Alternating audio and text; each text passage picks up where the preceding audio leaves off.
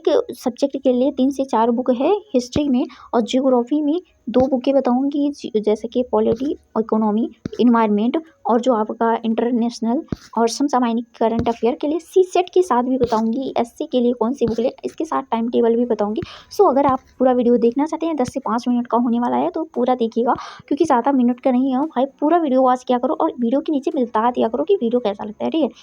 Guys, आज के इस वीडियो में हम जानेंगे कि बहुत सारे फ्रेंड्स ने कमेंट किया था कि आप यूपीएससी 2026-27 या फिर इसके आगे मैं इसकी तैयारी करना चाहता हूं, तो इसके लिए आप मुझे बुक बता दो, ठीक है। तो बुक मैंने बहुत सारी वीडियो में एक्सप्लेन किया, बट यहाँ पर मैं उन सारे न्यू स्टूडेंट और न्यू फ्रेंड्स के लिए बुक बताऊंगी।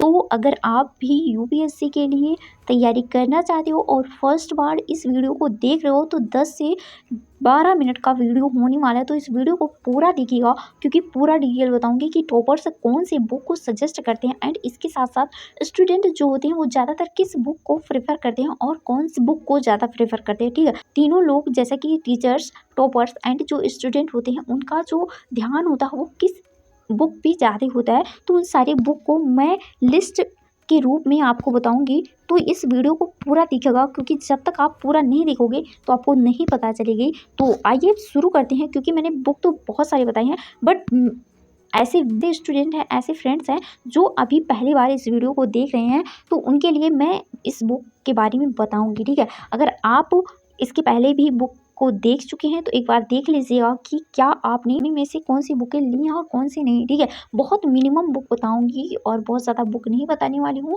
तो जो भी इम्पोर्टेंट है वही बुक बताऊंगी। तो आइए शुरू करते हैं। यूपीएससी बुक लिस्ट हिंदी, ठीक है, 2026-27 या फिर इसके आगे भी आप तैयारी करना चाहते हैं तो ले सकते हैं। यहाँ पर ऐसा नहीं है कि मैंने 2028-2029 नहीं लिखा है तो नहीं ले सकते हैं, ठीक है। यहाँ पर आप ले सकते हैं। इसमें क्या चेंज होता है, तो इसमें यही चेंज होता है कि करंट अफेयर की बुकें चेंज होती रहती हैं, ठीक है। जो आपका हिस्ट्री, ज्योग्राफी है और जो अदर बुकें हैं वो वही रहेंगी, ठीक है। अब यहाँ पर हम शुरू में आपसे कुछ बातें करना चाहेंगे कि यूपीएससी की तैयारी का पहला और सबसे जो मजबूत हथियार है वो सही बुक है। अब बुक क्यों है, क्योंकि आप किसी भी यूपीएससी नहीं बल्कि किसी भी एग्जाम की तैयारी करना चाहते हैं, तो आपको उसके क्या उसका पैटर्न है, क्या उसकी में बुक कौन सी लगेंगी, ये समझना बहुत ज़्यादा ज़रूरी हो जाता है। तो उसको पहले आपको समझना चाहिए, ठीक है। आपको यहाँ पर बुक की सही जानकारी मिलने वाली है। इसके साथ साथ अगर आपके पास सही किताबें नहीं है तो आप लाख पढ़ाई कर लें, लेकिन दिशा सही नहीं होंगी।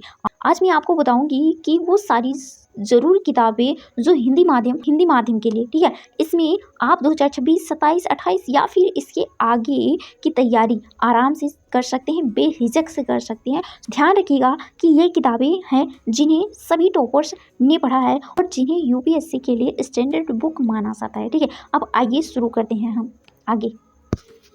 अब यहाँ पर हम देख लेते हैं भाई, स्टेप बाय स्टेप देखेंगे कि यूपीएससी प्री एंड मेंस दोनों को लेकर साथ में चलूँगी। सो आप देख सकते हैं यहाँ पर हिस्ट्री को लेकर चलूँगी, ठीक है। हिस्ट्री में क्या लेना है, कौन सी किताबें लेनी है, आपको मैं बताऊँगी। वही बुक लीजिएगा और उसके आगे मत कोई बुक लीजिएगा, ठीक है। अब हिस्ट्री में कितनी बुकें आपको लेनी है, ठीक है। अगर आप न्यू हैं, आपको पता ही नहीं है कि यूपीएससी क्या होता है, तो इसके बारे में मैंने बहुत सारी डिटेल में बता रखा है। लेकिन 2026-27 या फिर 28 इसके आगे भी आप तैयारी करना चाहते हो तो यहाँ पर बुक की लिस्ट मैं बता रही हूँ, ठीक है। अब यहाँ पर हिस्ट्री में आपको लगभग 4 बुकें चाहिए, ठीक है, जो कि मोस्ट ऑफ द इम्पोर्टेंट बुकें हैं। वो कौन कौन सी बुकें हैं आपको मैं स्टेप बाय स्टेप बताऊंगी, ठीक है। यहाँ पर आप देखेंगे कि प्राचीन भारत में आपको कौन सी बुक लेनी है, ठीक है। बुक का नाम है प्राचीन भारत, ठीक है, और प्रकाशन कौन सा है, आर.एस. शर्मा, ठीक है। एनसीईआरटी 11वीं कक्षा का होता है, यानी 11वीं क्लास का होता है। तो ये बुक अगर आप मार्केट में जाते हो तो कहते हो आपकी प्राचीन भारत का इतिहास आर.एस. शर्मा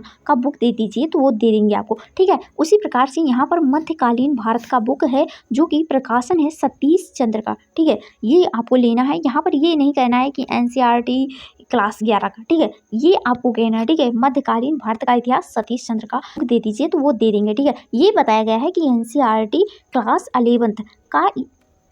11th के लेवल का ये बुक है, ठीक है। अब यहाँ पर आधुनिक भारत के लिए कौन सी बुक लेनी है, कौन सा प्रकाशन लेना है, तो यहाँ पर स्पेक्ट्रम लेना है जो कि आधुनिक भारत का इतिहास है, ठीक है। अब आगे बात करते हैं भारत का स्वतंत्रता संग्राम, ठीक है। इसके लिए कौन सी बुक लेनी है आपको, तो इसके लिए आपको बिपिन चंद्रा की बुक लेनी है, ठीक है। हिस्ट्री में आपको इतनी सारी बुकें लेनी होगी, लगभग 4 बुकें लेनी होगी, ठीक है। अब आगे बात करते हैं कि आपको जियोग्राफी में कौन सी बुक चाहिए, ठीक है। अब यहाँ पर क्या होता है कि फ्रेंड्स बहुत सारे हैं कि कमेंट्स करते हैं कि पीडीएफ दे दीजिए, ठीक है, टेलीग्राम पे। तो टेलीग्राम पे मैं आपको पीडीएफ तो सजेस्ट कर देती हूँ, बट आपको समझ में नहीं आता है ना कि कौन सी बुक ज़्यादा इंपॉर्टेंट है। सभी बुक आप एक साथ नहीं ले सकते हो, इतना आपके पास तो इनकम नहीं होगी, बट बहुत सारे ऐसे फ्रेंड्स हैं जिनके पास होगी, बट मैं नहीं, ठीक है। इसमें मैं आपको लगभग 2 बुकें सजेस्ट करूँगी, जैसा कि एनसीईआरटी आपको लेनी है। Most of the important book जो है इसमें ये एनसीईआरटी का है। कौन कौन सी है, तो 6 से लेकर 12 तक का, ठीक है, ये बुक है, ठीक है, जो कि भूगोल की सभी किताबें हैं, ठीक है। इसमें यही किताबें हैं। मैंने इसके लिए एक बुक लिया है, वीडियो की डिस्क्रिप्शन में उसका लिंक रख दूंगी, वहाँ से आप देख लीजिएगा। अगर उसके लिए मैंने केवल एक ही बुक ली है, ठीक है, तो वो भी लेकर अगर आप लेना चाहते हो तो ले लीजिएगा। और अब यहाँ पर बात करते हैं कि आपको एक जीसी लियोन की बुक लेनी होगी, ठीक है, ये भी ज्योग्राफी का है, तो ये भी बुक ले लीजिएगा। ह्यूमन ज्योग्राफी का है, इसे आप ले लीजिएगा, ठीक है।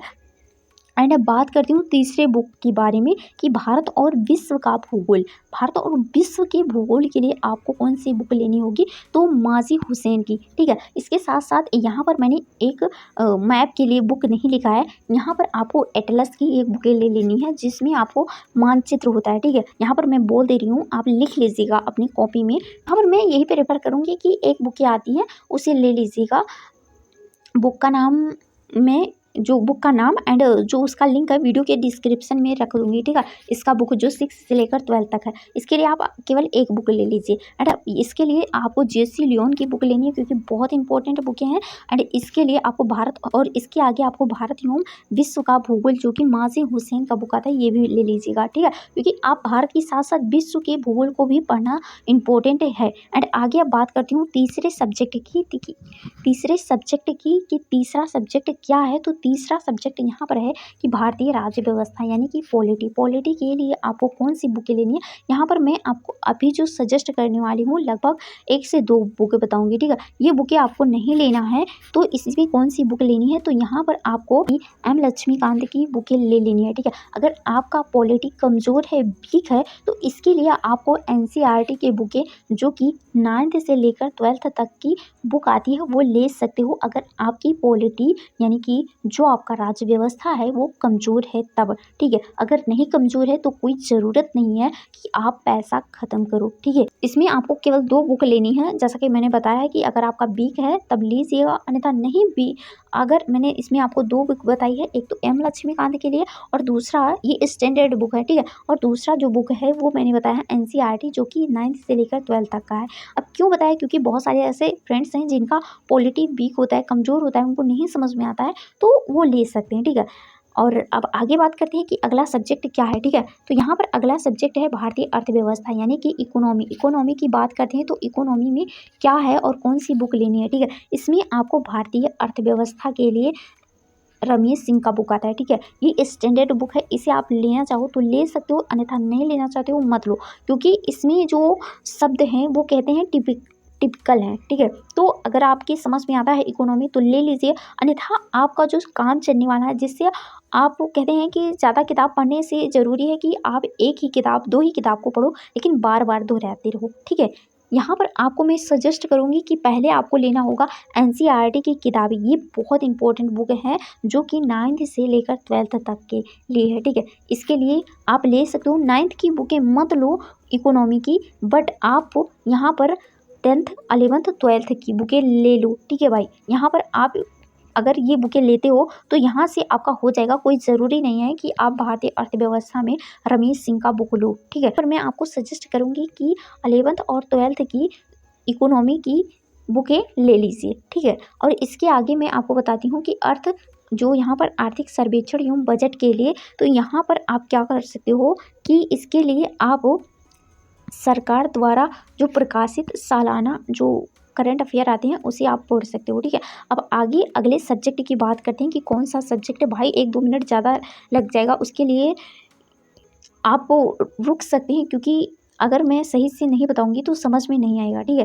तो यहाँ पर पर्यावरण की बात करती हूँ, यानी कि इन्वायरमेंट एंड इकोलॉजी की बात करती हूँ। तो यहाँ पर इसके लिए कौन सी बुक लेनी है, तो इसके लिए आपको पर्यावरण एवं पारिस्थितिकी की बुक कौन सी लेनी है, एक बुक मैं आपको बताती हूँ जो कि शंकर IAS का बुक है, ठीक है। ये बहुत इंपॉर्टेंट, बहुत बहुत इंपॉर्टेंट बुक है, तो इसे आप ले लीजिएगा, ठीक है। अब यहाँ पर जो NCERT बायोलॉजी के लिए क्लास 11th के लिए इकोलॉजी वाला भाग ले लीजिएगा, ठीक। अंतर्राष्ट्रीय संबंध यानी कि इंटरनेशनल रिलेशन की बात करते हैं, तो यहाँ पर भारत और विश्व राजनीतिक यानी कि NCERT की 11th लेवल की बुक है, इसे आप ले सकते हो। एंड अब आगे बात करती हूँ समसामयिकी घटनाओं में, जो कि करंट अफेयर में, जैसे कि समाचार पत्र और दैनिक मासिक पत्रिकाओं में आप इसे देख सकते हैं कि अंतर्राष्ट्रीय जो संबंध है ये कैसे, किस देश से हमारा जो देश, हमारे देश का जो संबंध है वो कैसे चल रहा है, ठीक है। प्रोजेक्ट नहीं बल्कि ये आपका करंट अफेयर है, तो इसमें मैंने जो बुकें बतानी थी वो बता दिया है। अब यहाँ पर मैं करंट अफेयर के बारे में बताऊंगी जो कि UPSC के लिए, ठीक है। UPSC के लिए मैं सजेस्ट करती हूँ मधुकर सर को, ठीक है। ये जो सर हैं ये बहुत अच्छे से मुझे लगता है पढ़ाते हैं। आपके लिए कौन से सर अच्छे लगते हैं और जो पढ़ाते हैं वो भी समझ में आता है और वहाँ से क्वेश्चन बनते हैं, ये जरूर नीचे कमेंट कीजिएगा कि अगर आप पुराने स्टूडेंट हैं तो नीचे कमेंट कीजिएगा कि जो करंट अफेयर के टीचर हैं वो सबसे बेस्ट है कौन से हैं, ठीक है। और अभी तो जिससे मैंने पढ़ा है वो तो मधुकर कोटवी सर से पढ़ा है, जो कि मैंने पेपर जब दिया था तो वहाँ से क्वेश्चन बने थे, ठीक है।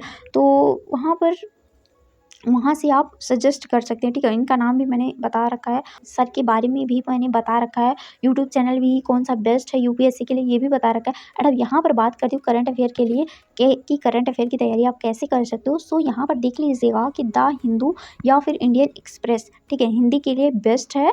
एंड योजना और कुरुक्षेत्र पत्रिका जो आती है ये भी इम्पोर्टेंट है, इसको आपको पढ़ना है। एंड इसके साथ साथ मानसिक संकलन जैसे कि महीने में जो आता है, जैसे कि विजन IAS का, फिर जो अदर कोचिंग सेंटर का आता है, इसे भी आप देख सकते हैं, हिंदी में उपलब्ध होता है। इसके लिए मुझे लगता है जो आपका जो मानसिक संकलन है इसके लिए आप यूट्यूब पर मधुकर कोटवी सर करो, ठीक है। अगर इसके आगे आपको कोई अदर्स टीचर अच्छे लगते हैं, समझ में आता है कि हाँ यहाँ से ये बेस्ट पढ़ाते हैं, तो उन्हें भी सजेस्ट करते, उनसे भी आप पढ़ सकते हैं। मैं किसी एक टीचर को नहीं सजेस्ट कर रही हूँ, बट जिससे मैंने पढ़ा मुझे समझ में आया तो उन्हीं को मैं आपको बता रही हूँ, ठीक है। इसके आगे मैं आपको कुछ और बातें बताना चाहती हूँ। ये मैंने केवल UPSC के लिए, ठीक है, बताया। UPPCS के लिए मैंने अदर सर को चुना है, क्योंकि कहते हैं कि जैसे कि मेरा है ना कि अगर आप UPSC के लिए तैयारी करो तो केवल मैं उन्हीं सर को, मधुकर कोटवी सर को फॉलो करती हूँ, ठीक है। एंड CSET के लिए भी उन्हीं ही फॉलो करती हूँ, क्योंकि वो भी बेस्ट पढ़ाते हैं, क्योंकि वो भी सब्जेक्ट वो सर बेस्ट पढ़ाते हैं। एंड जो UPPCS के लिए उसके लिए मैं अदर सर को फॉलो करती हूँ करंट अफेयर में, ठीक है। अब यहाँ पर अगले सब्जेक्ट की बात करती हूँ कि अगला सब्जेक्ट क्या है, जो कि प्रीलिम्स में CSET का होता है। इसके लिए आपको कौन सी बुक लेनी है, यहाँ पर मैंने बुक का नाम नहीं लिखा है, ये जो बुकें लिखे हैं ये भाई ये सब गलत हैं। इसके लिए मैं CSET में जो आपका दूसरा पेपर होता है इसमें आपको कौन सी बुक लेनी है, ठीक है। इसमें आपको केवल PYQ वाले क्वेश्चन जो कि आए हैं उसको लेना है, किस प्रकार से क्वेश्चन आते हैं और कैसे होते हैं, कैसे इसको हल किया जाता है, उसके लिए आप केवल यही बुक ले लीजिए कि PYQ वाले क्वेश्चन, ठीक है। एक तो मधुकर कोटवी सर का आता है, उस बुक का लिंक मैं वीडियो के डिस्क्रिप्शन में रख दूंगी, क्योंकि और उन्हीं सर से, मधुकर कोटवी सर से जो कि करंट अफेयर पढ़ाते हैं, उन्हीं से आप CSET को भी पढ़ सकते हो, क्योंकि CSET भी बहुत अच्छे पढ़ाते हैं। और क्या होता है कि ट्रिक के हिसाब से जब आप पढ़ते हो ना तो बहुत अच्छा लगता है। ऐसे के लिए आप कौन सी बुक को चुन सकते हो, इसके लिए आप निबंध संग्रह नीरज IAS या फिर चुनिंदे कोचिंग सेंटर, यानी इसका मतलब ये भाई कि आप ESC के लिए नीरज IAS का एक बुक आता है ESC का, वो देख सकते हो। अगर उसके आगे कोई दूसरा बुक आपने देखा है तो वो भी ले सकते हो, ठीक है। अगर आप फर्स्ट बार UPSC की तैयारी करना चाहते हो तो आप 3 से 4 घंटे की शुरुआत करो, ठीक है। ऐसा नहीं है कि आप 6 से 7 घंटा डायरेक्ट बैठ जाओगे, ऐसा होगा ही नहीं कि 1-2 दिन होगा, 1 हफ्ता होगा, बट उसके आगे नहीं होगा। तो ऐसा करो, ऐसा टाइम टेबल बनाओ कि 3 से 4 घंटे की स्टार्टिंग रखो, फिर उसके आगे अपना जो टाइमिंग है इसे बढ़ाते जाओ और जो सब्जेक्ट है उसका भी लेवल बढ़ाते जाओ, रिवीजन भी बढ़ाते जाओ कि किस लेवल पे आपको तैयारी करनी है। तो मैंने यहाँ पर ऐसे ही 3 घंटे की रूटीन बना दी है कि अगर आप ज़्यादा पढ़ाई में नहीं करते हो, शुरुआत पहले दिन से करना चाहते हो तो कैसे कर सकते हो। यहाँ पर मैंने एक्सप्लेन किया है, आप देख सकते हो, बताया है कि यहाँ से आप इन तीनों बुक्स में से केवल एक बुक को ले सकते हो 1 घंटे के लिए एंड दोपहर में भी 1 घंटा कोई स्टैंडर्ड बुक पढ़ सकते हो। आप अपने हिसाब से चुनिए, क्योंकि जब तक आप अपना दिमाग नहीं लगाओगे किसी चीज़ में तब तक आप आगे नहीं बढ़ सकते हो, ठीक है। और यहाँ पर रात में आपको करंट अफेयर नहीं बल्कि यहाँ पर आपको रिवीजन की ज़रूरत होती है। मुझे लगता है जो दिन भर पढ़े रहते हैं फ्रेंड्स हमारे, उनको रिवीजन की शाम को ज़रूरत होती है, ठीक है। तो क्या मैंने टॉपिक पढ़ा और क्या इसमें इम्पोर्टेंट है उसको देख लीजिए। इसका मतलब ये है, ऐसा नहीं है कि आपने जो दिन भर पढ़ा और रात के 1 घंटे के अंदर सब कुछ याद होगा, नहीं होगा और ना ही उतना जल्दी रिवीजन हो जाएगा, ठीक है। अब यहाँ पर हफ्ते में 1 दिन आपको रिवीजन करना है, हफ्ते में कर लीजिए, 15 दिन में कर लीजिए, 30 दिन के बाद कर लीजिए, 10 दिन के बाद कर लीजिए, जैसा आपका जो मन कहे, जो आपको जिस प्रकार से आप टाइम टेबल बनाए हो उस प्रकार से कर लीजिए, ठीक है। हमारा मतलब क्यों है कि बेसिक से मैं क्यों बताती हूँ, क्योंकि मुझे लगता है कि बहुत सारे ऐसे फ्रेंड्स हैं जो पहली बार देखते हैं, ठीक है। उनके लिए भी मैं उनकी भी सहायता कर सकूँ, ठीक है। तो यहाँ पर आप देख लीजिएगा कि आपको बुक कौन सा अच्छा लगा, ठीक है। दोस्तों किताबें वही चुनिए जो स्टैंडर्ड सोर्स हो, बार बार किताबें बदलने से बेहतर है कि एक ही किताब कई बार पढ़ा जाए। अगर आप इस लिस्ट को फॉलो करेंगे तो यूपीएससी 2026-27 या फिर इसके आगे यूपीएससी सीएससी में आपकी सफलता ज़रूर तय होगी। कहते हैं ना लास्ट में हम कि हार्ड वर्क के साथ साथ स्मार्ट वर्क, उसके साथ कंसिस्टेंसी ज़रूरी है, तभी आपको सक्सेस मिलेगी, ठीक है। लास्ट में वीडियो के नीचे ज़रूर कमेंट कीजिएगा कि आप किस ईयर में यूपीएससी के पेपर को देना चाहते हैं और वीडियो कैसा लगता है ये भी नीचे ज़रूर सजेस्ट कीजिएगा, नीचे ज़रूर कमेंट कीजिएगा। और इसी तरह की वीडियो के साथ हम आपसे मिलते किसी नेक्स्ट वीडियो में, तब तक के लिए बाय बाय, टाटा, टेक केयर। और हाँ, इसके आगे आपको कौन सा वीडियो चाहिए नीचे कमेंट बॉक्स में ये ज़रूर मेंशन कर दीजिएगा।